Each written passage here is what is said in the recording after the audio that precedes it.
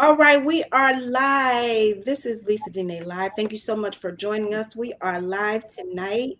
I'm so excited about tonight's show and tonight's topic. It's going to be a hot topic, so get ready. I have some wonderful, and I mean wonderful, people joining me today, and I'm telling you, it's going to be exciting, you guys. So, we're going to jump right in. I just want to say before I get started that, this may not be necessarily a broadcast for children because on this day, on this broadcast, we're going to keep it all the way real. So I need you to understand we may use some strong language. We may offend some people, but this is a very important topic. The topic is why are Black women devalued? So, before I go any further, I want to introduce my guest. So, my first guest is KD King. She is a award-winning author. She's a business consultant, and my most important, but we're going to let her say what that means. I think your mic is off. It is. I didn't quite hear. You were kind of going out during the intro, so I didn't catch the send off. So I guess I'll just introduce myself, Katie King. But I did catch that I'm a writer. I write romance. I'm working on urban fantasy right now. I'm trademarked as the edusexual. It's a trademark term, which just kind of was born out of me kind of having a sex blog, but not like this is the sex I'm having because Lord knows the blog will be empty. But more about just kind of exploring sexuality in a kind of very sex positive way, going to different dungeons, asking different classes, etc. This is back when I was in Chicago. Way more free way to do that. And I forgot. Oh, and also, I'm also a business consultant and among other things. So, and I'm very pro Black woman. There you go. And that is why we are so happy to have you on the show. We have another very special guest. Now, I always mispronounce your last name. So just go ahead and just forgive me ahead of time. Tiffany Etienne. You were close, ATN. ATN. Okay, But you were super spell it. close. You were super close. I'm gonna have to spell it phonetically for myself next time. The So way I used to do it is like ET for home, and then the name Ann. ETN or ATN. got it. So Tiffany is the founder of the Guide of Destiny Foundation. She also sits on the board of Gaining Ground Youth Services, and she is a community activist. So Tiffany, I want you to take a moment and tell us about everything that you do.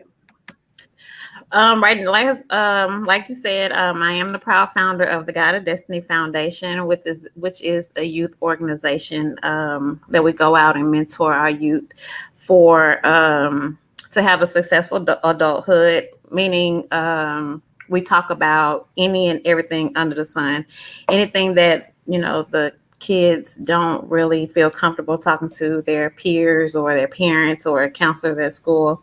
That's what we're here for. Um, I also sit on the board of Gaining Grounds, which is another youth organization.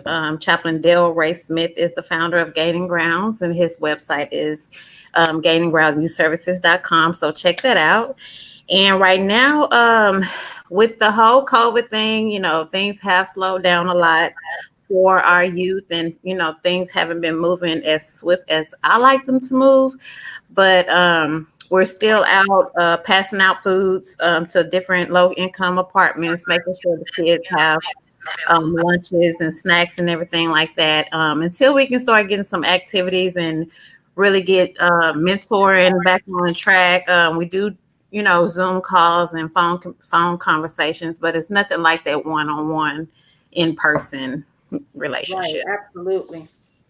Yes, well, let's just go ahead and jump right in, ladies. Thank you so much for being a guest tonight. Let's just go ahead and jump right into this topic.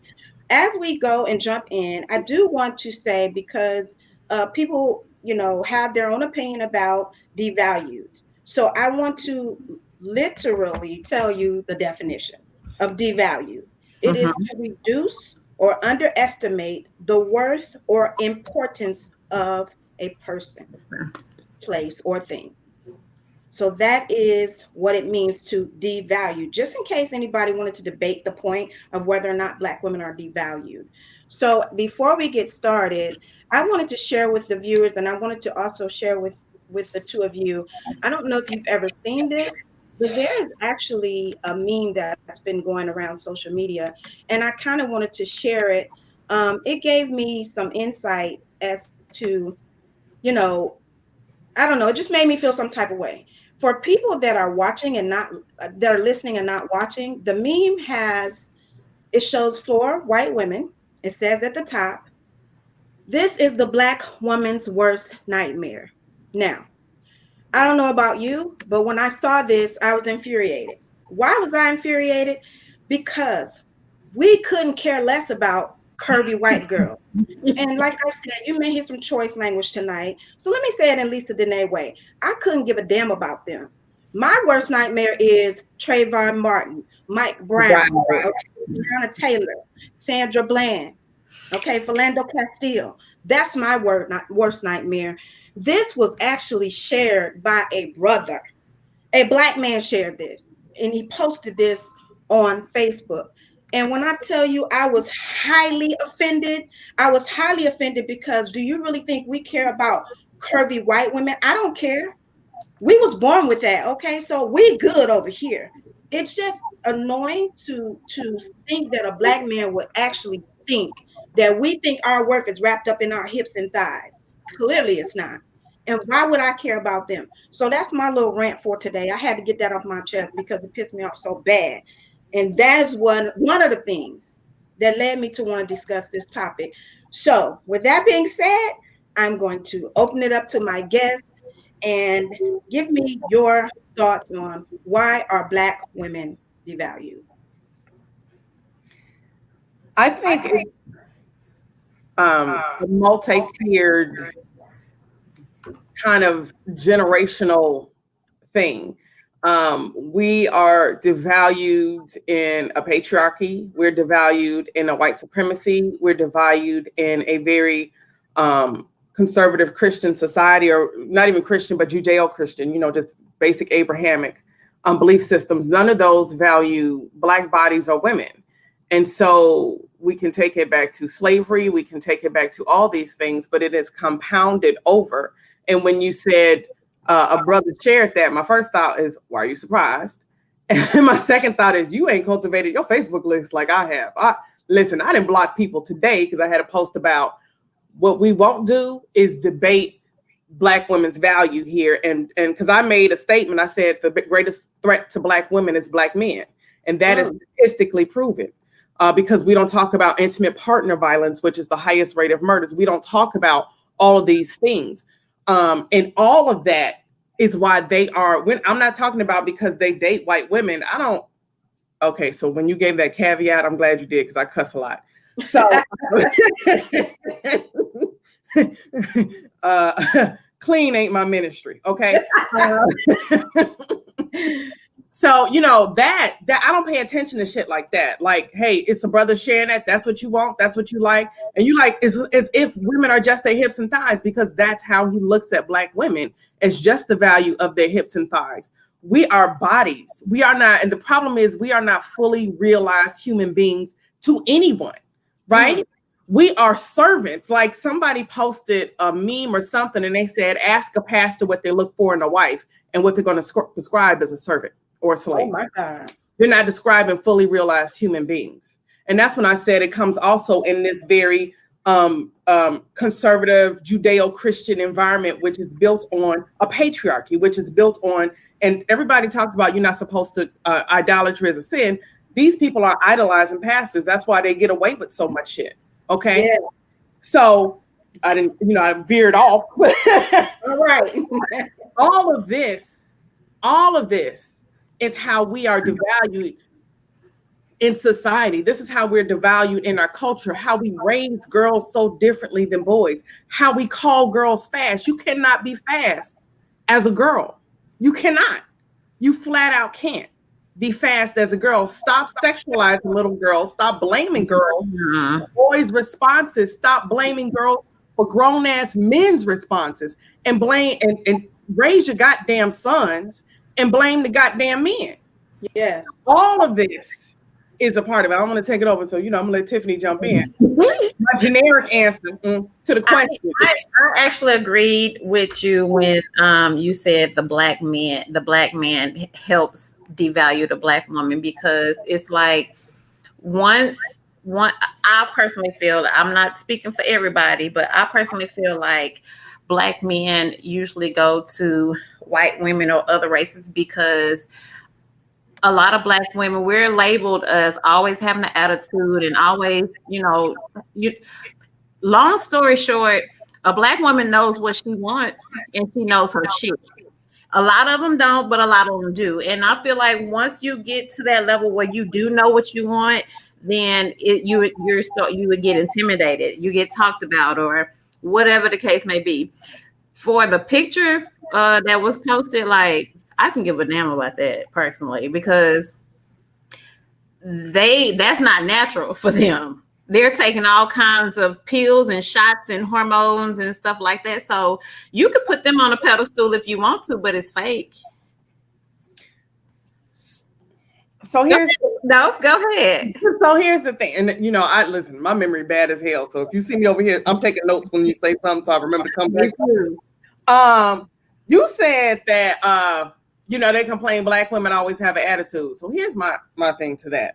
Number one, when we look at what we have to deal with in society, right? Every day. We look at the everyday, because we are expected to empathize, sympathize, support black men's struggle in a racist society. Right. We're not given that same Value. passion, Yep. right? We're not given that same anything to recognize we are still black and deal with the same shit you dealing with. Mm-hmm. And then acknowledgement that this is double because we're women. And, within that, with misogynoir, that intersection of black womanness, blackness and womanness, because you can't be one without the other. I am not a woman and then black, and I am not black and then a woman. Right. Is as a black woman. So we're expected to have grace and understanding where they're not able to have that for us. And then we get caught with an attitude. These are things that get built in the world that is always pushing against you, which they understand, because we're expected to understand how the world is against the black man, but they are never expected to understand how the world is against the black woman. Right. And then we talk about attitude, like black women are always labeled as having a bad attitude. Like, we have reason to have attitude, and a lot of times we don't have an attitude. A lot of times it's just our personality, it's just our nature, it's just the way that we talk. Like people that cuss, we talk about cussing. People that talk when they cuss, it's just natural. You don't mean it in a disrespectful way. You don't. Even if I did, I don't owe you a smile. Right. And See, I don't know I owe you something just because I exist in this black female body. I don't. Mm-hmm. I agree. Earn my smile. Make me laugh. Mm-hmm. I don't owe you anything. I don't owe you a better tone. Earn it. Mm-hmm. Right? Think that they walk through this earth like we owe them something simply for existing in a black female body. I don't owe you anything. Nothing. I don't owe you. I don't owe you. That's Well, I wanted to also talk about how the beauty industry doesn't value us as much. Entertainment industry, the medical professionals, our own, each other. Okay, that's what bothers me the most. I went to Starbucks this morning and I was like, okay, I'm really gonna get on my soapbox tonight because this is too much. I was waited on by a black cashier. She just chopped it up and ha ha ha and so friendly with the older white lady in front of me. When as soon as I came up, she had instant attitude. Like, what is I tried to smiled at her and everything. She had attitude throughout the whole transaction. At the end of the transaction, she was like, "Okay, you good?" I said, can I get a receipt or some napkins?" She said, "You didn't ask for it." And I was like, really? What makes the lady before me better than me? The fact that she was an older white lady? I mean, it's ridiculous. It's really sad. And you know, the fact that we don't value each other, that's hurtful. I mean, that's more hurtful than our men not valuing us. You got to have all this attitude from other black women. And that's a sad case. That's a real sad case because I totally agree and experience a lot what you're talking about. And it's sad because it's like us as black women, it's a lot of black women that don't even appreciate themselves. So let alone trying to appreciate or value another black woman because they don't even value themselves. They put themselves down on the and wherever you put yourself, that's where you're going to put everybody around you. So if you walk up with your head held high, confidence, like you don't mind telling somebody, "Good morning. Oh, your hair is cute today." Or "Hello, how you doing? Oh, I like that dress," because you feel good and you feel confidence in the inside. Those women that's out here miserable and smiling caca and kiki for the white man or the white woman or whatever the case may be, those are the people that don't know themselves and think that, oh, well, if I act this certain way, then I might get this out of this situation. Or if I act this certain way, I'm going to get this out of that situation. Versus a person that already know themselves. They don't have to act to be like nobody or act to do because you're just naturally yourself. Like you said, I don't owe nobody nothing. Not even an apology, not a smile, not nothing. You accept me for who I am or you don't. Black men, black women, white, whoever. If you don't accept me for who I am, then kick rocks, period. In order for a system of oppression to exist, the oppressors must buy into the system as well. And so for Black women, they are still raised in the society that devalues Black women. They are the same way Black men are raised to devalue Black women, the same way white women are raised to devalue Black women, the same way white men are raised. That anti-Blackness is global, right? Mm-hmm. And patriarchy is damn near as global. There's very few matriarchal societies. There's very few societies in the world where kind of women are seen equally, if there are any, right? So these are both two global phenomena. And so even if, I look at this, if you would have had a conversation with me 20 years ago, even 15 years ago about how Black women were devalued, I would not have been able to participate. Correct. Do you understand what I'm saying? Like what I am going to spend the rest of my life doing is unlearning my internalized misogyny and internalized white supremacist ideology. Because at least now I'm beginning to recognize it. Everybody isn't going to be on the same platform and playing field when you learn that what we're having to do is unlearn what we've been taught. Because we've been taught to be mules, right? To be servants, we don't have value. We've been taught all these things. And so we don't even understand how we've internalized it to then show it to other people. Mm-hmm. And so, I don't look at Black women like, why can't we do this? I was like, she was taught the same thing I was. I just happened to surround myself with different people that at different points in my life, I was able to ping and go, oh, and ping and go, oh, and ping and go, oh, that I'm realizing like, shit, I need to unlearn some behaviors. I need to unlearn these ideologies. I did not realize, let me tell you something. A friend sat on this couch right here and said something to me about three years ago that changed my whole life. And I can't say I'm the person I should be because of that, but every goddamn day I work towards it. And what happens is, and I'm gonna tell you what she said in a minute, I recognized how I was doing it. So, and I'm gonna tell you what she said, and I'm gonna give you an example. Okay. So I was at a writing workshop or something like that, and I was the only Black face in the crowd or whatever.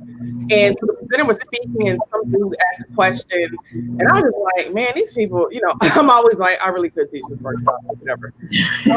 And I was frustrated by people replying because I had a better reply. No, I mean, not in narcissism, like, you didn't address this, blah, blah, blah, blah. And I sat there and debated saying something and not, and I'm like, I'm the only Black face in this room. I don't feel like, being the Black girl with the attitude. I don't, but it was like a conversation on rape and stuff like that. And I was like, I just don't feel like this. I don't feel like educating, and I was like, I don't have nothing. There's nothing in it for me. And I just kind of waited and I decided, you know what, I'm gonna let these white women figure it out or not. Okay. So I was telling her, and then she was like, you did the right thing. You know why? I said, why? She said, no more free labor. I said, what? She said, no more free labor. It is Mm. expected of us all the time. Labor is emotional, labor is mental, labor is spiritual, labor is Mhm. physical. No more free labor. Mhm. Black people expect it from you. White people expect it from you. Stop giving away your labor free. You shouldn't have spoken. That would have been you giving your free labor. I said, I had to sit with that. That's a I good had point. to sit with that. I'm gonna tell you something that happened not too long after that. I went to a function, a tech function, tech-ish kind of boot camp. I ain't gonna lie. I went because I knew it was gonna be free food and booze. Okay, just like whatever. That's. And so I think it was kind of like people who wanted to maybe get into tech. And so my day job, I don't tell people this because I'm not techie, but I'm kind of I already work in the tech department. I'm tech adjacent. I'm a business analyst by day. Okay. So, and I know some programming language. So anyway, I'm there. I was like, okay, well, I'm already in town. I don't really need this, but the food is good and the drinks are good. Kind of got me in the scotch. I was like, this Glenlivet is amazing. So I'm talking to this guy, and he's like, well, how did you like the class? And I was like, oh yeah, it was cool. No, how did you? It wasn't even a work, whatever. How did you like the panel? I was like, oh, it was cool. You know, I said I already kind of work in a tech adjacent field. He was like, yeah, I don't understand anything about that. And I was like, yeah, you know, he was like, I don't know what coding is. Now, mind you, the women, and it was the women who said it on the panel. The women on the panel said, if you do not have the basics to get into boot camp, you can go on YouTube and learn. So they gave you the tools. You can learn for free. You can do this, this, this, this, this. The women on the panel said it. So he goes and he was like, I don't even understand what coding is. What's coding? And I was like, just naturally, I was like, oh, well, you know, think of it as a logic statement, right? So coding is basically coming up with a logic statement, understanding all the steps of your problem and the syntax difference on the code. And then he kept asking me questions. I said, well, you can look that up. He was like, we having a conversation. I said, we're not. He was like, why can't you answer? I said, why do you want me to invest more energy in you than you're willing to invest in yourself? You know what I'm saying? And it was that moment I was thinking, and I was like, Wow. this Yeah. man is in a conversation with me because I have experience expecting my free labor Mhm. Yes. when they have told him how to get it for free. And then when I sat him down, he had the nerve to question me about it. And Mhm. these little things, and see, that's micro. That wasn't overt. Right. It was presented as a conversation. That's micro. But ever since she seeded that into me, I started noticing Yes. and being able to stop myself a little bit. I would love to say I ain't gave away free labor since then. That's a goddamn lie. Okay, I probably did it last week, but I definitely don't do it as much. You know, I can drop down by a good 70%. Well, you know, it's a lot in our upbringing. We're taught to be helpful, and like you said, we're raised to be servants to people. I really like some things that I've been reading lately, where Black women are speaking out on this culture of teaching our girls to be domestic, but teaching the boys to, you know, go out and get jobs and have careers and all this, and also in the family structure, teaching the girls to be more servitude and, you know, get food for people, fix plates, which is absolutely ridiculous, and that's what gives us this type of servant mentality. Now, in my household, I am the only female. All my sons are, well, all my children are males. And I never, ever presented myself as a servant. I have always let them know I am your mother, I'm your parent, I am the queen of this house. You'll respect me. If anybody getting served, it's going to be me. And as soon as they learned how to do for themselves, they also learned how to do for me. Now, Exactly. everybody don't agree with that. Because some people have even said to me, your boys be, you know, bringing you food, your boys be fixing your plate, your boys be, okay, but it's okay for women to do it, but it's not okay for men to do it. When I brought them into this world, when they came out of my, what is the problem? You know, and my sons love it. They love being serving at my hand and foot. They hate if I ever try to take trash out or anything like that. So to me, I am not going to perpetuate this thing of, you know, women got to be servants, because you hit it right on the head when it comes to the church. I was going to get to that as far as religion, how religion has so many women bound in this service mentality. Like the only thing you can do is serve.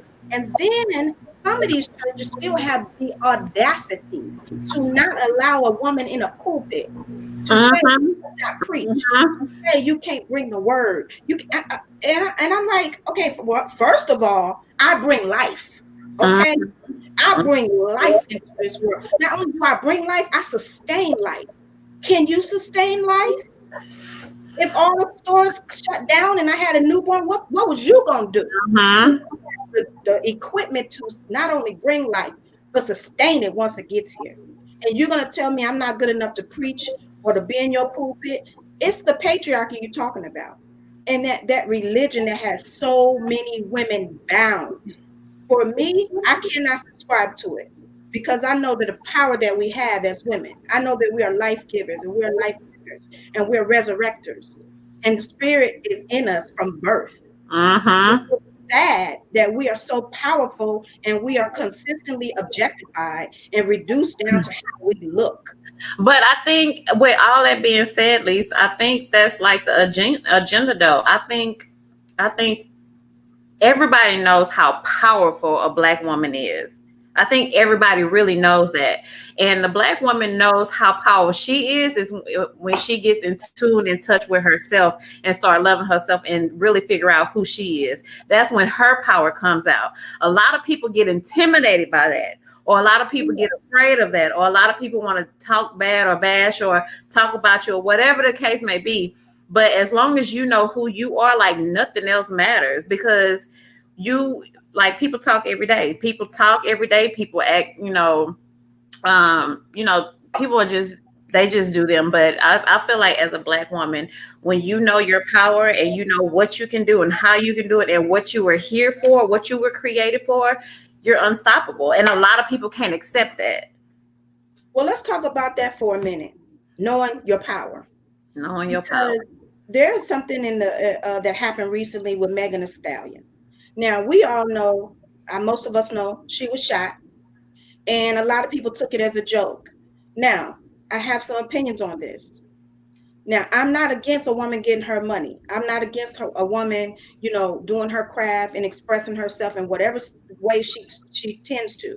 But I do feel like when you present yourself as if your only value is how big your ass is, how good Mhm. you twerk, how much of your body you can show, you become a jester to society. You become a clown. You become a joke. And not that I'm blaming her, because I am not. But I feel like you got to know your power.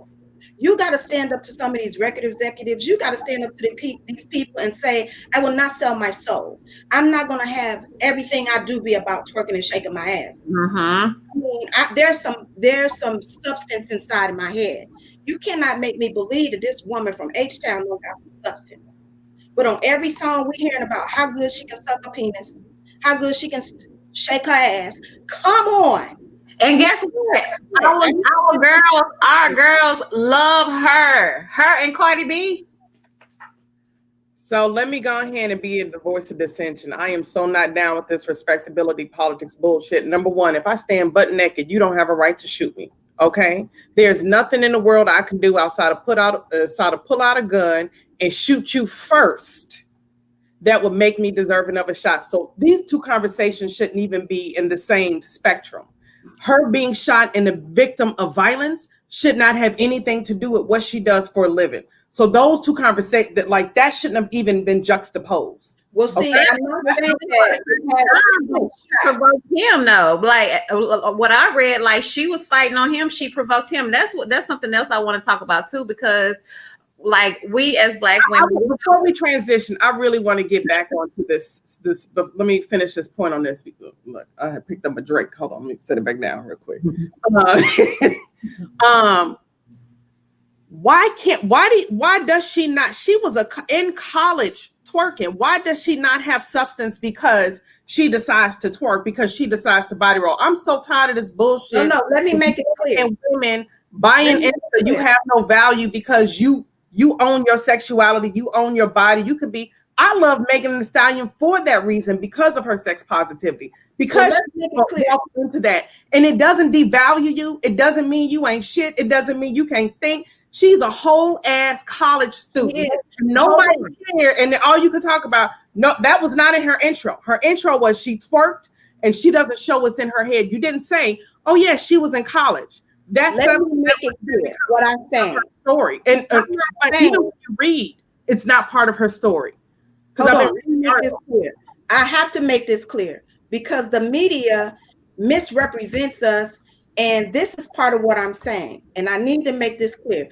I'm not talking about the incident. I'm talking about the reaction to the incident. The reaction to the incident is what I'm talking about. Now, I am a domestic violence advocate. And I will never blame the victim. I will never say it's okay for anybody to put their hands on you, shoot you, any of that. But what I am talking about is not the incident itself. I'm talking about the reaction to the incident. This is what I'm speaking about. I get it. Thank you for your clarification. You're saying people reacted that way because the same people who share and like and enjoy the twerking had no empathy, had no sympathy. And I'm not saying it's her fault, but what I am saying is you have to take responsibility for allowing these music executives to have you frame your personality and frame your presentation in a way that is profitable. Now we know this. When that no longer is profitable, they will no longer have our women doing that. I don't care what nobody say because I'm an artist and I know how it go down. If you want to write a song about black rights, black power, Black Lives Matter, and you got a body like Megan Thee Stallion, they gonna shut it down. And they're gonna say, do you know that was the song she was trying to write? Like where you're assuming, like, because the question is almost based in the assumption like she was trying to be something else and she wasn't. No, that's not what I'm saying. I'm saying that every person needs to know their true power, like what Tiffany said. When you know your power. What I'm saying is, why do you assume she doesn't? Because that's what she does. Those two aren't mutually exclusive. At the end of the day, like, it doesn't matter what she does with her body or her music or whatever the case may be. She was shot. But I'm saying this, like, we as women, we are always the ones that's, oh, well, she was shot and she was in a domestic violence relationship, blah, blah, blah, blah. But nobody really says the whole story of both stories, because what I've read, that she was beating on him and he shot at her. And you beating on this dude and you hitting on this dude. A man can only take so much until he retaliates back Now, I'm not saying, yes, he should have shot her, he should have hit her, but that's. I'm curious, where did you read it? Because I've heard that, but it was not in anything legitimate that I was hearing. I read it on something that I just happened to read. I don't keep up with celebrities because I can care less about any one of them. Me personally, that's just me. I don't keep up with celebrities like that. But it just brought to my attention. It was just brought to my attention that it happens all the time. That a lot of men out here are being domestic violence, going through domestic violence too. But us as women, it's always we're going through domestic violence. But when something happens to us, then it's like, what's the whole story behind it? I'm not picking sides. Like, I can care less what Megan Thee Stallion. You don't ever need a whole story for Kanye. Kanye ain't never got to give an excuse to be like, but his mama died. Yeah, he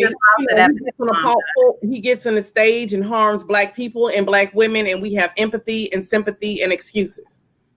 Man, and we need a whole story, a bio. We need to understand why she twerked. We need to understand what happened. We need to understand everything that happened, from CNN to the Shade Room to I don't know any other source that. No, I feel what you're saying, and I feel like we are agreeing.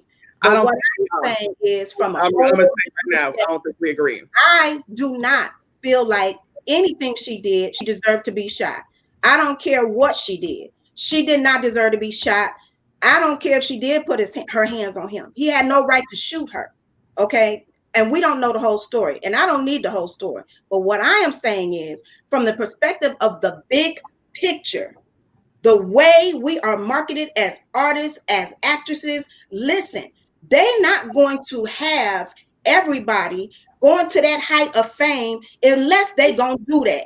And I don't know if y'all want to accept that or not, but that's the reality of the situation, because they do devalue us, they do demoralize us. I mean, but that goes to what you said about selling your soul. Like, if you want to sell your soul for this dollar, then that's your soul. You do it, but you're gonna show your ass, you're gonna twerk, you're gonna shake, you're gonna do this if you want to or you don't. If you want this dollar, you're gonna do it. Period. Well, the bigger picture to me is the industry, the entertainment industry. We all know the way they treat us, black women, women and men, because you know how it is when a black man get to a certain stage, he got to dress in a feminine costume. He got to be a woman character now. Mhm. Everybody knows it. Any black comedian, once they get to a certain level, now they got to do some type of role play as a woman. That's just the way the industry is set up for black people. And for black women, the industry is set up that if you do not overly sexualize yourself, you're not going to be as successful. So I'm not coming against Megan Thee Stallion. I love her. I listen to some of her music. But what I'm saying is, when you know your true power, you cannot sell your soul for nobody, for nobody, because your true With power. that being said, like I said, I don't have nothing against Megan Thee Stallion, Cardi B, or whatever the case may be. They sing what they sing about, they rap what they rap about. But what I'm saying is, I don't appreciate my daughter repeating your lyrics about sucking a big ass dick or twerking. They don't even know what they're talking about. But it's played on the radio and it's played on YouTube and it's played everywhere else for them to hear, where they're dancing and moving to it, but they're not listening to what they're not. That's why I don't support Megan Thee Stallion or not because of who they are or what they are, but their job is to do what they do. That's their job. That's what they do. But Do at they the listen to male rappers? Because you male look rappers. your kids up, period. Like that's how I feel. So do they listen to male rappers? Do you have the same problem with male rappers? Because I'm hard. Absolutely. I went to a party not too long ago. It was a graduation party, and I could not believe the music that they were listening to. I could not believe like the parent of the party was letting them listen to this music. But Like, you have years old, and I was like, oh my God, they like really? one, music ain't changed in decades. Okay, so it's not like rapping about sex, talking about sex. Like my dad wouldn't let me listen to rap, but I'm like, this dirty ass blues you got me listening to is just a different beat. You right? This shit worse than what you won't let me listen to. What the fuck? I ain't say it out loud, but you know that's what I was thinking. So number one. So number two, if you don't like a form of entertainment and you don't think it's appropriate for your children, you the parent. Just be a parent and don't have them listen to it. Right. Like, listen, if you say you don't want to listen, you don't want to listen to it in this house, that doesn't mean they're going to listen to it when they go to school or when they go to their friend or whatever the case may be. Literally the world. They're going to watch a movie you don't want to watch. They're going to listen to music you don't want. Listen, I listen to rap too because, you know, I can listen to it at the house. I listen to it everywhere else. But I don't want to get too far off the subject because I myself love all types of music. I'm an artist myself. That's not the point. So I don't want us to get too far off the subject. The point is we have to take control of how we are presented to the world. Now, it's a tough issue. We do have to deal with it though, because the fact of the matter is, do you see anybody that's reaching that height that's not doing that? So let me where I agree and disagree with you. That's how they want to market us. That's how they want us to be presented to the world, because they want us to be hips and thighs. This is what they want us to be. And we cannot always buy into it for that quick dollar or for whatever the case may be. This is what I am saying. So I want to make it clear. I would never blame the victim. That's not what I'm saying. And I would never believe in censorship. Everybody should listen to what they want to listen to. She has a right to express herself. But what I am saying is this: when you know your true power, you have to draw the line in some things. Some things you have to draw the line in. Because even as a female in the workplace, you already know they always try to reduce you down to your appearance. They always try to make some woman more valuable because she's more pretty, or because she got more ass, or because she got more hips, or she dressed nicer, or she got red bottoms. It's always about your appearance. And so we have to be more vigilant about how we allow ourselves to be presented as women, especially Black women, because they have devalued us for decades. Big asses always belonged to us. But it wasn't the thing until the white girls started doing it. Oh, is everybody want a big ass? Okay, it wasn't that great when we had it. When we had it, I don't know about y'all, but I'm 1972. I was born in 1972. Back when I was in elementary school, you used to get teased for having a big ass. Yep. I remember, yeah.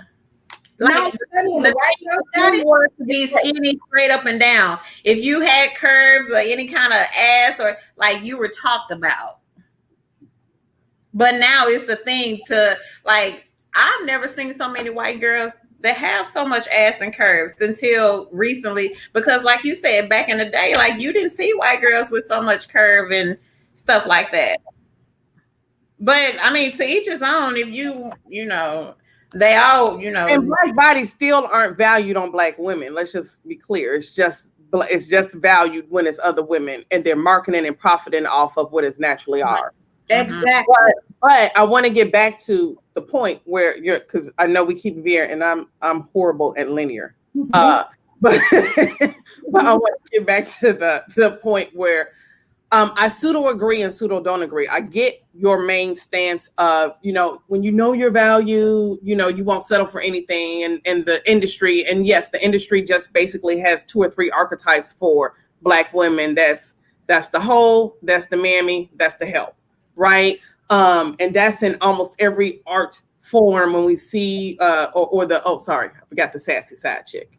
And that's almost every in books, in TV, in movies, in music.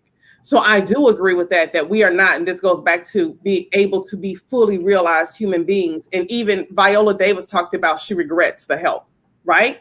Because it was a white savior movie. Like because again, I'm trying to stick to linear. That ain't my ministry, so I'm trying for the show.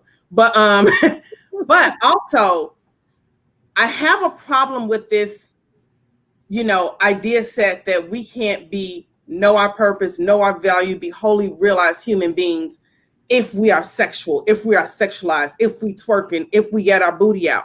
I am more sexual and more willing to show my titty now that I know who I am because I got really a whole lot less fucks in life right now. You know what I'm saying? And that doesn't make me anything less than everything I am. That doesn't step me outside of my power at all. It doesn't make me anything less because I'm more willing to show a titty. I'm not finna do it now, so calm down. But you know, you know what I'm saying? We have this. Oh, I'm so tired of the respectability politics of we need to be a certain way. You need to be in a suit. No, the fuck you don't. They're gonna shoot you in a suit. They're gonna shoot you naked, or they're gonna shoot you in jagged jeans. They're gonna shoot you anyway. They still gonna call you nigga, no matter what. There's nothing you can do. And this idea that we don't value ourselves because we don't do a certain thing or look a certain way or haven't owned our power, that is sometimes owning our power. Just because my ownership of my power doesn't look like your ownership of your power doesn't mean I haven't owned it. Mm-hmm. Oh Lord, that's a whole long comment. I'm gonna calm down while I read this one. Y'all go on next. Let me see what you got to say. Yes, I think I want to share this one. It kind of Okay. makes me think. Thank you, Nene, for saying this. It kind of makes me think back to slavery when black women were only valuable for sex to white men, but still Mhm. treated as slaves, as if we are only worth exposing ourselves that way to be recognized. Same as the industry, as if we are only worth seeing in the celebrity world if we expose our bodies. I mean, that's all I'm trying to say. I This didn't disagree with that. I said we're only known for four things. I didn't disagree with that. strategic. This is the strategy that they've been using for years to keep us in a box. Like I said before, I don't have nothing against her expressing her sexuality, expressing any of that.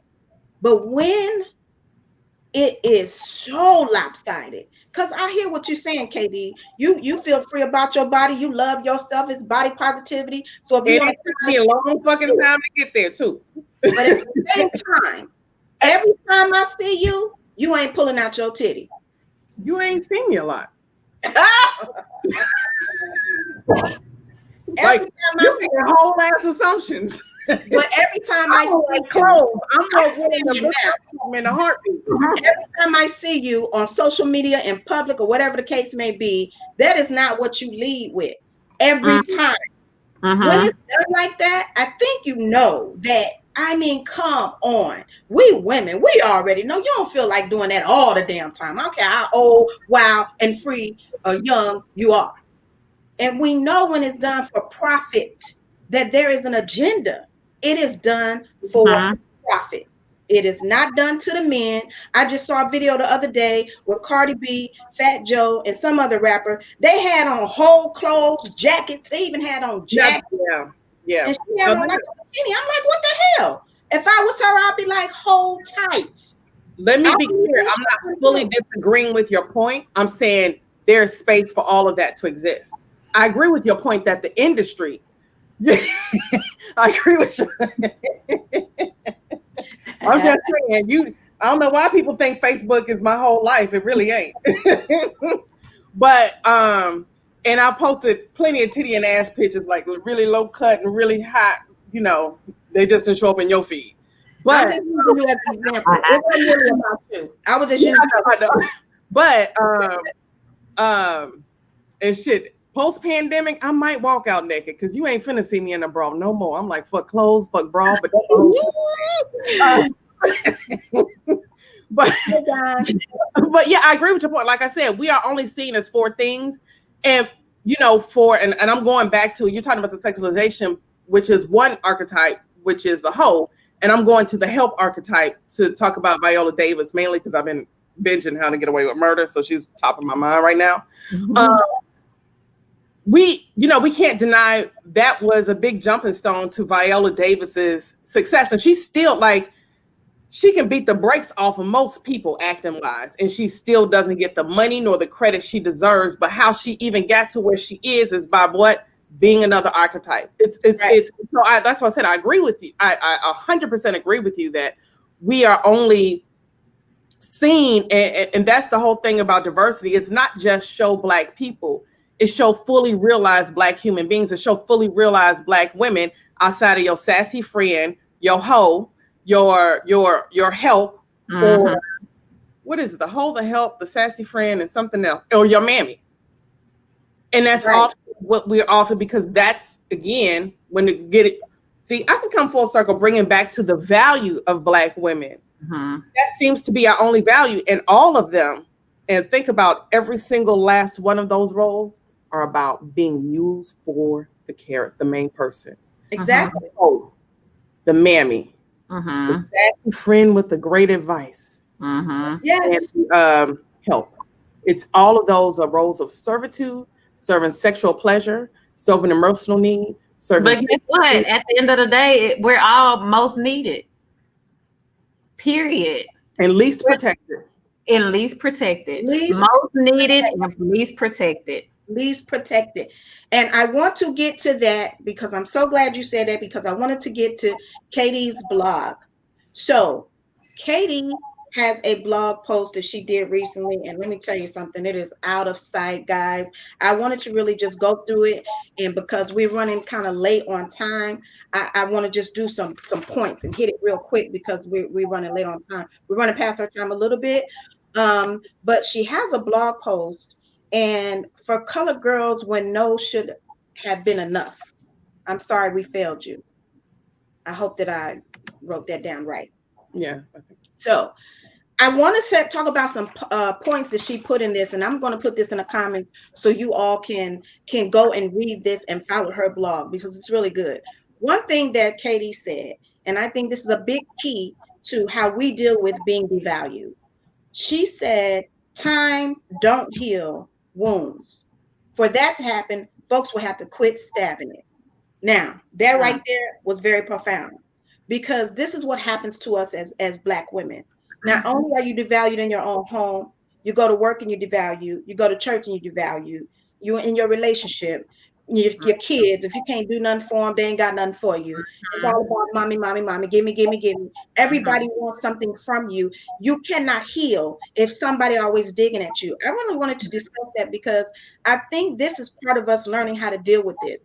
We can't change overnight the fact that we're devalued, but we need to learn how to heal from this stuff. So I want to speak to that real quick. I feel like I've been. I was gonna let Tiffany go if you want to go. I feel like I've been taking over a lot, so I was gonna try. No, it's your blog. I want to hear what you have to say. So in context, for those who don't read it, I'm gonna try my best for a 30-second summary. It was really talking about. It started. I think the Surviving R. Kelly was the genesis of me decided to finally finish this blog. I had started like 2 years ago, and then it was originally posted on Medium. But it just talked about how, starting from childhood through adulthood, we devalue Black women, how we, we sexualize their bodies, how we endure abuses, how we endure traumas, how we're not protected, how, the same system that tells a little girl that her clothing is inappropriate and send her home will not check a boy to check his hormones or even check him for his saggy pants. And so we miss out on education because we're sexualized and because we're thought to be grown, and all these things. And so we can't even heal from those traumas, because every day and through each stage of our life as Black women, we're enduring more traumas. We're enduring more, and trauma doesn't have to be so big as an assault or domestic violence. Right. It's microaggressions in life that we have learned to internalize and take in. The fact that we are trained for a life of servitude ain't right, and that we are constantly dealing with that. Remember, I said this man didn't know me from Adam and expected my emotional labor, and I have been trained to give it to him only because my friend seeded into me that I had been doing it. Was I even able to recognize? We can't heal a wound. I have a friend who was a medical social worker, and she said something, and she was like, man, white people just don't be about family, because as medical social worker, she really, if somebody is dying, and they called it angel death. She worked with people who were on their last, cancer patients, people who weren't really gonna make it. And, she would try and contact all these families and find all these arrangements as part of her job. And she was noticing, Black people kind of have family, because Black people ain't gonna put you in a home. They ain't gonna do this. Black people always have family. And white people, they be like, I don't fuck with my mama. I don't fuck with my this. And she was like, whoo, Black people. I said, I admire white people for that. She was like, what? I said, because we are trained that we got to that's still your daddy. That's still your sister. That's still your cousin. That's still your uncle. That's still the motherfucker who abused me. Because we are expected to give loyalty to people who endure trauma on us, and then we are considered the derelict when we say no. I was like, I admire them from setting boundaries and cutting people off. And let me go ahead and get biblical for a second for all the Christian conservatives. When we throw out that whole blood is thicker than water, y'all misinterpreting that. Ooh. Okay. Water, blood is the ordainment. Blood is the covenant. Blood is who God is ordained in your life. That little water is birth. Blood is who God put in your life. That little water is people you were born to. You can cut them the fuck off. Yes, I said Jesus and fuck within 2 seconds. He know my heart. You know what I'm saying? So, and that's the problem. We can't help. So what we can do, remember I said, I'm always unlearning every day, and I will until the day I die, because that's how much has been seeded into me. What we can do first is set boundaries and know it's okay to cut people off. It's okay to say goodbye. No matter who they are and what they are, and if they make you feel some type of way, or if a lot of women, especially in our culture, are raised to be quiet. Be quiet. Don't nobody else need to know. Shut your mouth. Don't tell nobody. Blah, blah, blah, blah, blah, blah. And when you grow up, excuse my language, but not fucked up. Because you have so much going on in your head that you have these memories in your head, but yet you're still going around these people like, hey, cousin, hey, uncle, hey, Amy. But knowing in the back of your head, like, but I remember what you did. And I remember what I saw. So growing up as an adult, when all this has happened to you, like you settle for nothing. You know what I'm saying? Like whatever you see or whatever you have to say, you say it, because you've seen and witnessed so much when you were growing up, and you were taught to keep your mouth shut all the time, whether it was good or bad. Whether your parents knew about it, if they didn't, and if they knew about it, then it's a sit down, let's be quiet, y'all, or don't tell nobody else, or who else did you tell, and let's just keep the family together. I agree with you, Katie. And also, going back to the blog, one of the things I said is there are many ways to kill somebody. Silence kills. I was getting to that. Oh, so I'll show you. That's all right. No, go ahead. Because I don't remember exactly what I said, because I wrote the article last year. But, there's so many ways to kill somebody. We kill little girls' spirit. We kill their mind. We kill their emotions. Like, we think of murder as a physical death. Yes. We kill their potential. Because when you talk about silence, we kill who she could have potentially been if she was allowed to heal. Yeah. Right. We kill futures of little black girls. We kill what Right. black women could have been. We kill so much. Well, Yeah. I was getting to that because that was part of my topic last week when I talked about no more black widows. Because two wrongs don't make a right. Yes, I talked about black widow syndrome because I am a person who have overcome that. The syndrome of being so hurt and bitter from people abusing you that you bite and devour and destroy your mate. That it was me. Ooh, I So missed that topic. a black widow is one that kills or eats or destroys her mate. And I said that as black women, sometimes when we don't heal, we become that. Okay, that's a different topic. But the reason why I said that last week and talked about that is because you can kill somebody more ways than physically, spiritually, Wow. mentally, emotionally. So I wanted to really touch on that from your blog. But I do want to say this, something that you hit on as far as family, because that was something that I struggled with for many years. Thank God that I've always known who I was from a very young age. And I remember telling my parental, I told her, I said, when I become an adult, you will no longer abuse me. You will no longer be able to control what I say, what I do. So you might as well have your fun now. I always knew who I was. I was always a very strong minded child. This day, I have several people in my family and some family members who are religious or churchy. They say this to me: you got to answer to God. I said, and that's the very reason why I cut them off, because I know who I am. I know my value and I know my worth. We have to relearn, like you said earlier, Katie. We have to get rid of everything we've been taught and relearn. Because for me, my life is the only thing I truly own. All this other stuff, I don't really own it. It's Yeah. but my life is mine. So I choose who has access to this. I choose who have access to me. I choose it. And I don't care if you are related to me by blood. It means nothing. Because like you said, the saying is blood is thicker than water means the blood of covenant is thicker than the water of the womb. So Come on. people totally misconstrue. That's And they what use it to abuse you. They use it to make you stay in your victimization, your servitude, and your abuse. Yeah. They yes, guilt to keep you there. Yeah. They're asking you. So, and the same God that they saying you got to talk to, I said the dude that abused me. Are you telling him the same thing, or does Right. your heart allow you forgiveness for him, but right. consequence for me? Yes. Yeah. Yes, absolutely. But I think that, this is a new day. And I think the more educated we become and the more access we have to platforms and mediums to talk about these things, the better things will be for us, especially as Black women, because we have been, I mean, I don't care what nobody say. It's hard to be Black, period, male or female. But we have definitely been the most devalued and the most unprotected. I don't care what nobody say. A lot of Black men don't feel that way, and it's fine. But I think we know what has gone on because we lived it. I want to also say one more thing that you said in the blog that really struck me. As a Black woman, there's not a time or space when I get a break from sexism, racism, misogyny, patriarchy. The reason why that stood out to me is because I need people to understand. Like, if you ain't being treated like a sex object, you being treated like you dumb or you got an attitude because you Black. If it ain't that, you've been treated like you don't need to be doing this because you're a woman. I mean, it's like you have so much on top of you. And if it ain't that, it's you too dark or you too light. Your hair too kinky, your hair ain't kinky enough.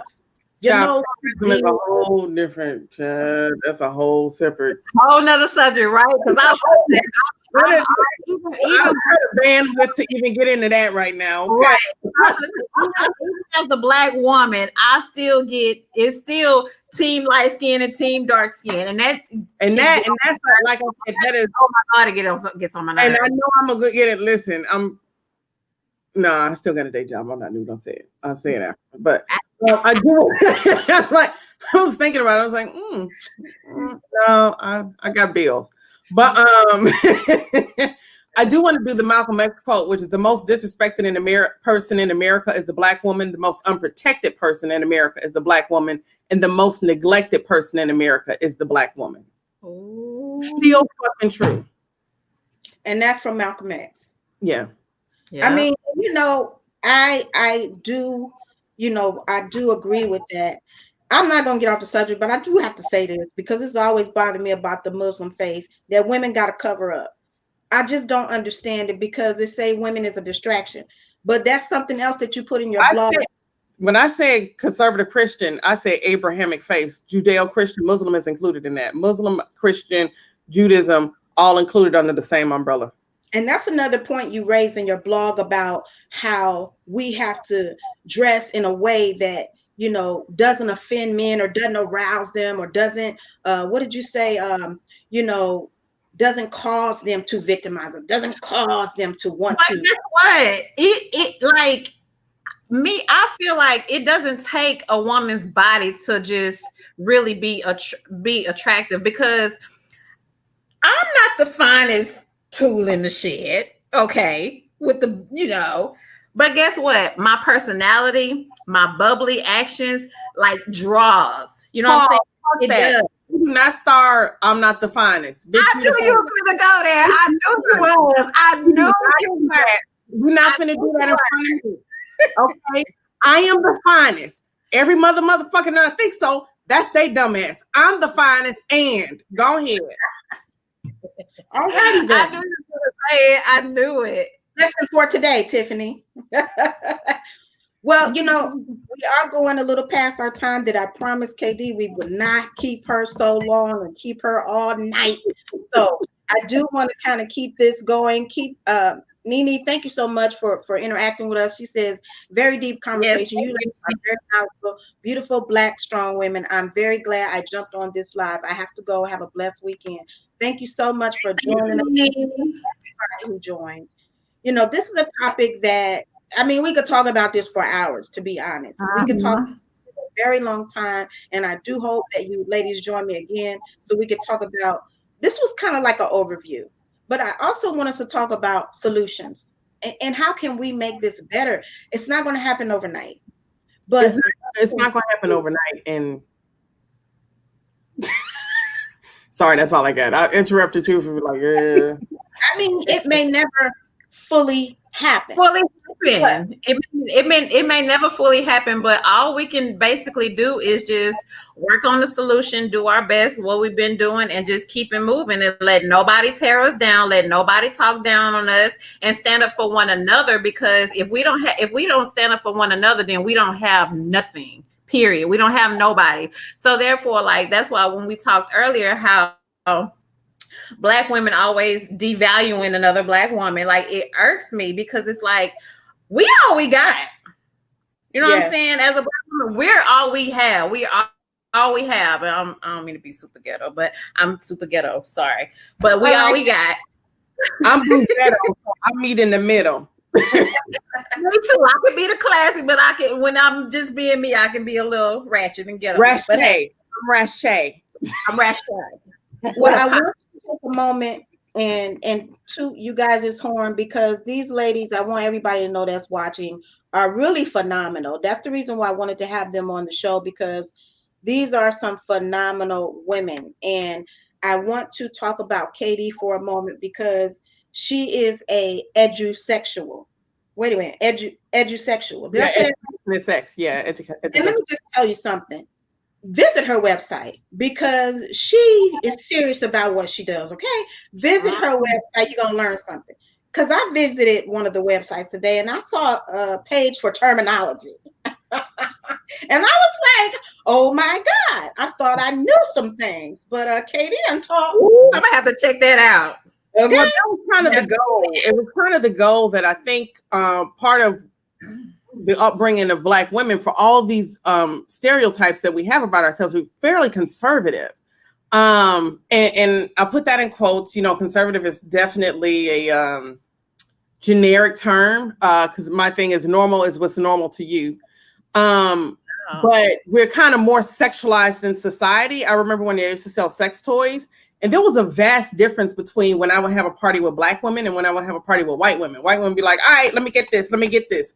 And with Black women, it was like 20 and 30-minute checkouts where we were like having full on discussions about sex and sexuality and pleasure and all of these things. And I was like, shit, I'm doing education and trying to sell it and selling toys at the same time.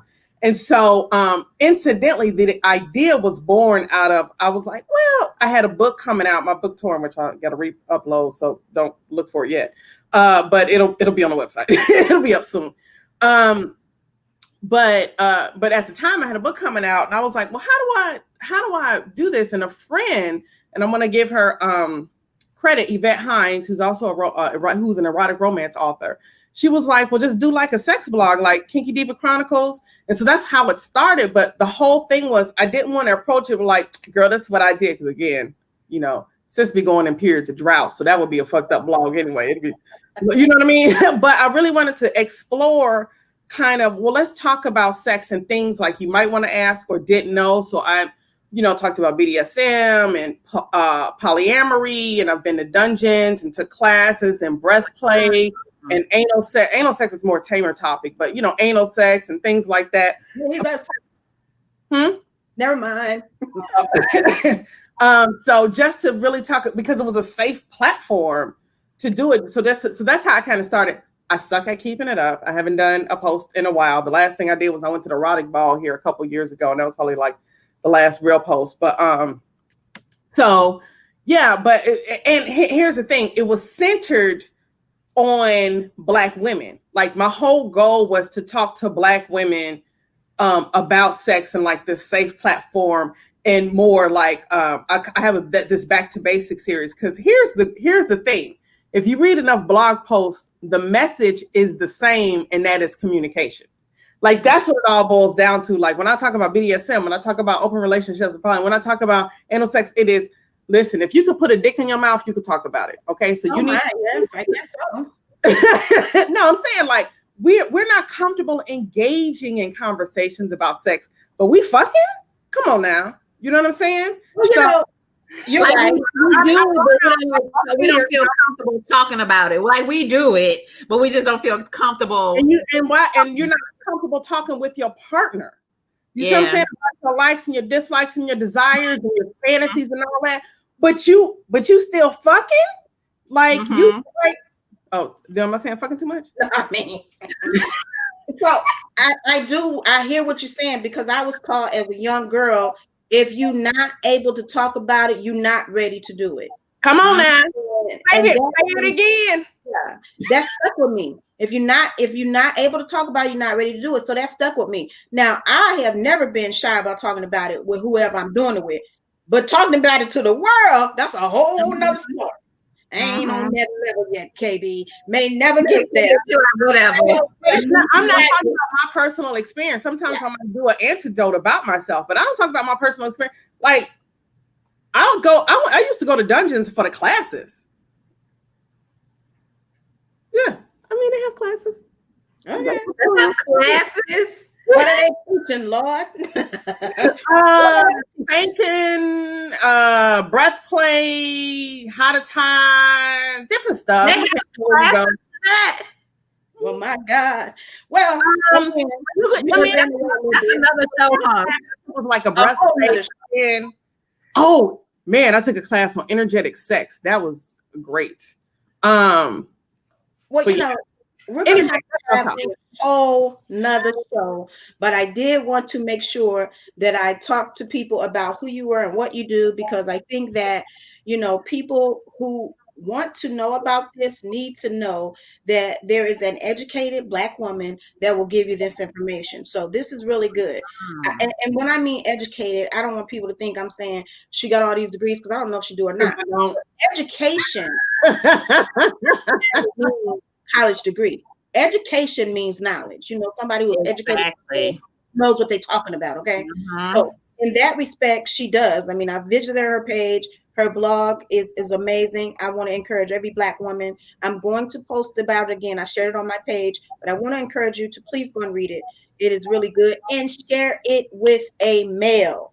Please, if you don't do anything else, Share it with it, ma'am. Please, ma'am, please do that. Now, I also want to speak on Tiffany because Tiffany is the founder of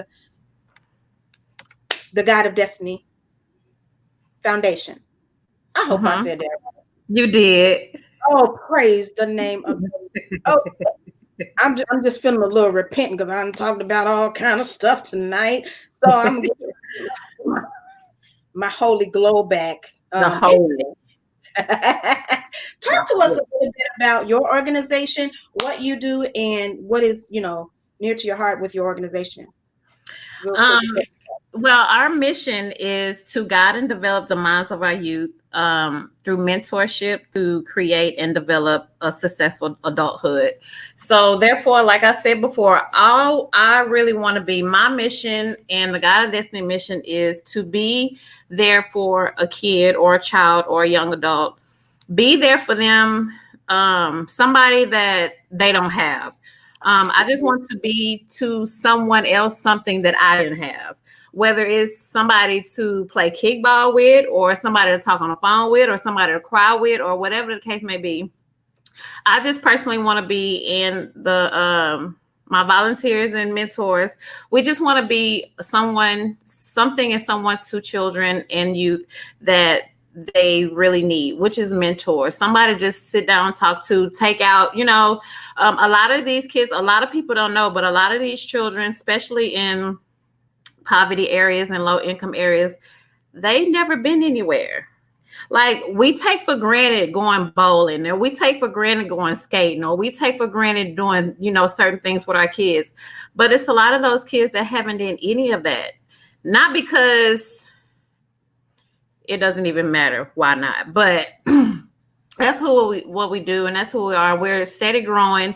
Our organization is 3 years old now, and hopefully, well, I'm not going to say hopefully, I will speak it into existence, because I am a very hard believer in manifestations, and you speak it into existence. So therefore, in the near future, I want to go nationwide.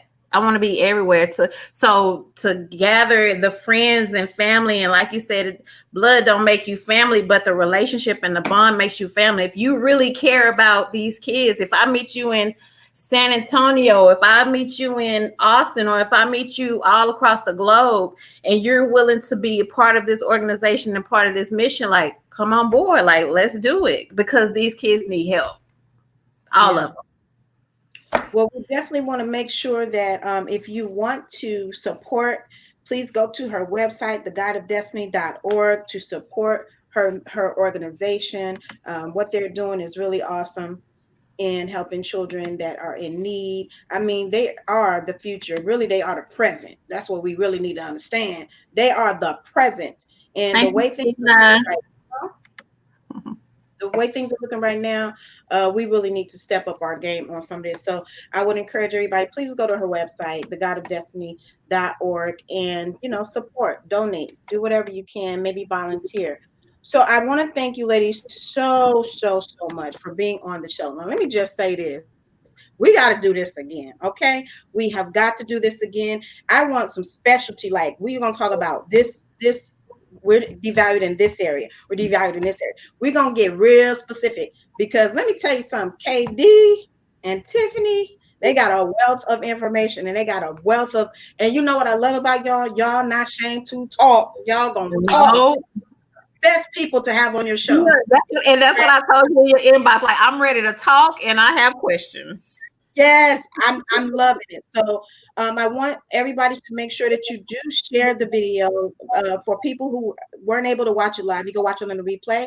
I also want to let you know that this topic is not over. I'm going to, yes, Sheila, I will definitely post her website. I'm going to post both of their websites.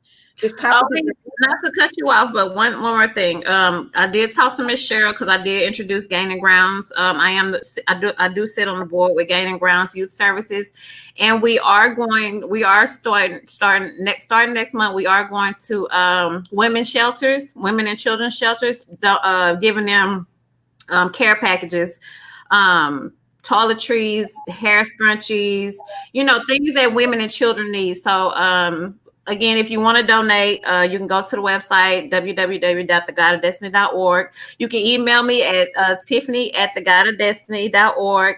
And I'll be willing to pick up any donations, anything that you want to, contribute to these women's shelters and women and children shelters. So that's what we're going to be doing for the next couple months until it starts getting cold.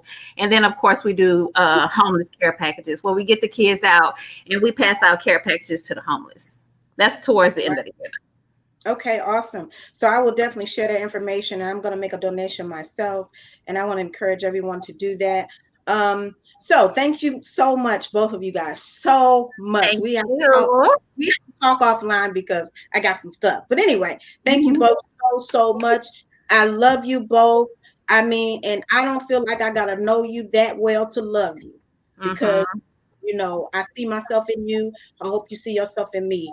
So I thank you so much. You're so valuable to me. I don't ever want to be a person that devalues people because you could have been anywhere, like everybody say, tonight, but you chose to be here with us. And I do not take it for granted, and I don't take it lightly. So I want to let everybody know next week we're going to be talking about this topic again. I have two other guests, Shy Bella Rose out of Dallas, Texas, and Shamika Rochelle, an author here in Houston, Texas. So please join me next week. We're going to do it again. Round 2. Why are Black women Ding, ding, ding. I've enjoyed myself. Thank you so much for having me. This has been a great conversation. This is just a great starter, and I'm glad it's being talked about. Yeah, absolutely. And we're going to keep it going.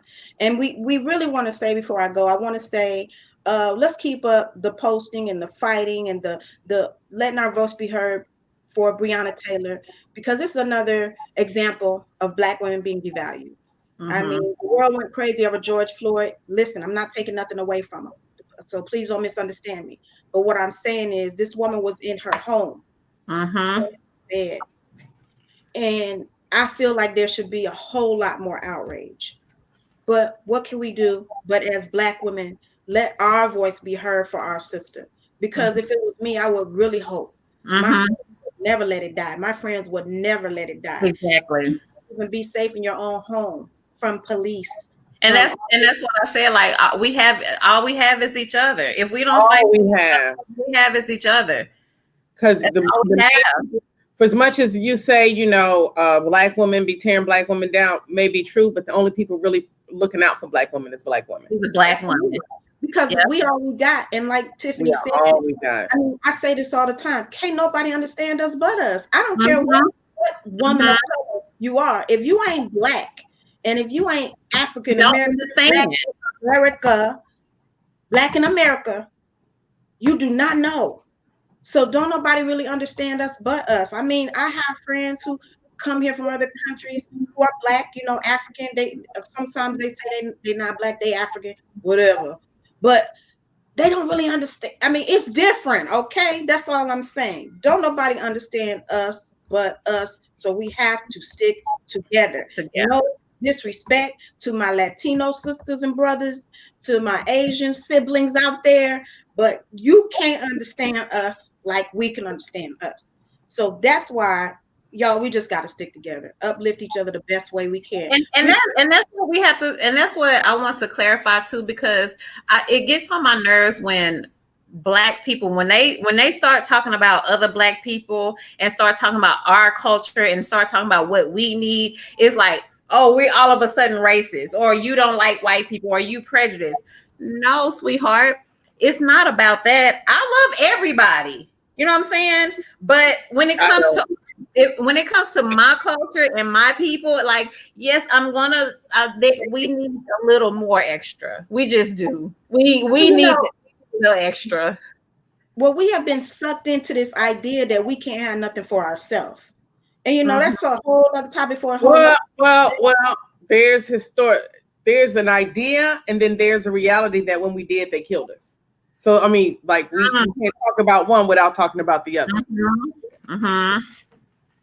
But there's the idea, and then there's the systematic racism that is implemented to when we do, they kill us, but then they're trying to stop us from doing it. You cannot have one, which is just talking points without talking about the system that's in place. and the history that has created these thought patterns. Right? Absolutely. But when in our own little corner of the world, when we can do it, we should do it. You know, we can't have a book club for Black women. Your main one is your own friend. Talking, girl, can we include other women? You know, I got white friends. I literally just left a group today, and then I gotta go. But I left a group today. I'm gonna try not to call out anybody. I'm gonna call them out. But it was I thought about it and I was like, I'm actually not gonna try not to. It was a Black girl garden group, and she was like, and it was basically like, but we love everybody. And we found like, why? I don't have a problem with you letting everybody in, but why misadvertise? Don't lure Black women in with the promise of that it's a group about Black women, and then all lives matter. I asked. So I was like, and then I found, and then within that post, somebody was like, no, this is a real one. And I found what people were recommended and went to that group. That then when I went in that group, they were like, this about Black women. We will start over. Period. Right. Like, why can't we? Like, why can't? It's hard. Like, and I have a problem with that. Like, everybody gets to have their own space. We got to be inclusive. Fuck y'all. The Jewish Community Center, the Asian Women's Center, nobody is coming against them, and because they wouldn't care less if you did. We have to be the ones to say, look, this is for us. I'm sorry. You know, because we're trained to love us is to be exclusive. And listen, I tell people all the time, I am not pro-Black. I am pro-Black woman. I am very exclusive. I am not inclusive at all. Oh my. Okay, I ain't mad. I mean, you know, that's the beauty of us. We're not gonna always agree. I didn't mean to get extra Black girl. I did realize I had to. I mean, because I'm pro-Black. I'm not. I'm pro-Black woman. Because pro-Black, let's be clear, pro-Black is fighting for George Floyd and not fighting for Breonna Taylor. Pro-Black usually is about providing for, supporting, and uplifting cis hetero Black men. Fuck that. I'm about providing for and uplifting Black women only. And I'm cool with that. So I tell you all day, I ain't pro-Black. I ain't feminist. I am, now womanist is a term that I recently understood to be basically pro-Black woman. I ain't pro-Black. I ain't pro-women of color. I am pro-Black women. I said what I said. She said what she said. And I'm just saying, what's up, brethren? Some Black men. So, with that being said, thank you all so much for tuning in. Look, I love these ladies. We can go for hours, but we must go. And tune in with us next week. And I don't know what else there is to say because we might start on another topic. But with that being said, thank you all for tuning in, and hopefully we'll see you next week.